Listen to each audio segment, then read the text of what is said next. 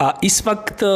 Peshawar press club کے باہر جماعت اسلامی خواتین ونگ کی جانب سے فلسطین پر جو مظالم جاری ہے اسرائیل کی جانب سے احتجاجی مظاہرہ کیا جا رہا ہے، یہ مناظر آپ اس وقت دیکھ سکتے ہیں۔ یہاں پہ جو خواتین ہیں، بچے اور حتیٰ کہ جو اقلیتی خواتین ہیں وہ بھی اس وقت نکل چکے ہیں اور اسرائیل کے خلاف نعرے بازی کر رہے ہیں۔ یقیناً پشاور پریس کلب کی جو مناظر ہے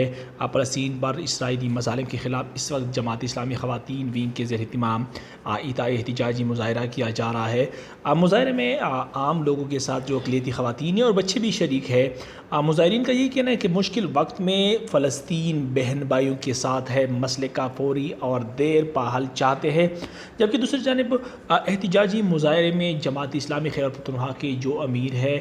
صوبائی امیر ہے سینیٹر مشتاق احمد خان صاحب، وہ بھی موجود ہیں۔ ان کا یہی کہنا ہے کہ اس وقت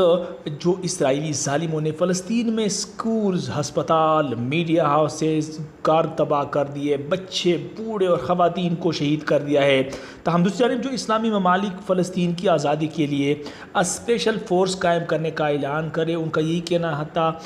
کہ جو اسلامی فورس پہلے سے جو ان میں جو فوج کے جوان تعینات ہے اور ساتھ جن کی جو کمانڈ ہے وہ رائل شریف کر رہے ہیں، ان کا یہی کہنا ہے کہ فلسطین کے معاملے پر اسلامی فورس کی جو خاموشی ہے کئی سوالات جنم لے رہے ہیں، تاہم دوسری جانب انہوں نے یہ خصوصی طور پر مطالبہ بھی کیا ہے۔ مظاہرین کا یہی بھی کہنا تھا کہ رمضان مبارک کے بابرکت مہینے میں اسرائیلی ظالموں نے ہماری ماؤں، بہنوں اور بچوں کو شہید کیا۔ عالم اسلام کو اب جاگنا ہوگا، آخری سانس تک ہم فلسطین بہن بھائیوں کا ساتھ دیں گے۔ ان کا یہ کہنا ہے کہ جو ہماری مائیں اور بچے شہید ہوئے، ان کے ساتھ اظہار یکجہتی کے لیے آج ہم یہاں پشاور پریس کلب کے سامنے موجود ہیں اور اسرائیلی مظالم کے خلاف نعرے بازی بھی کر رہے تھے۔ بچے بھی، چھوٹے چھوٹے بچے بھی موجود تھے اور انہوں نے ہاتھوں میں بینرز، پیناپلیکس اور پلے کارڈ بھی اٹھا رکھے تھے۔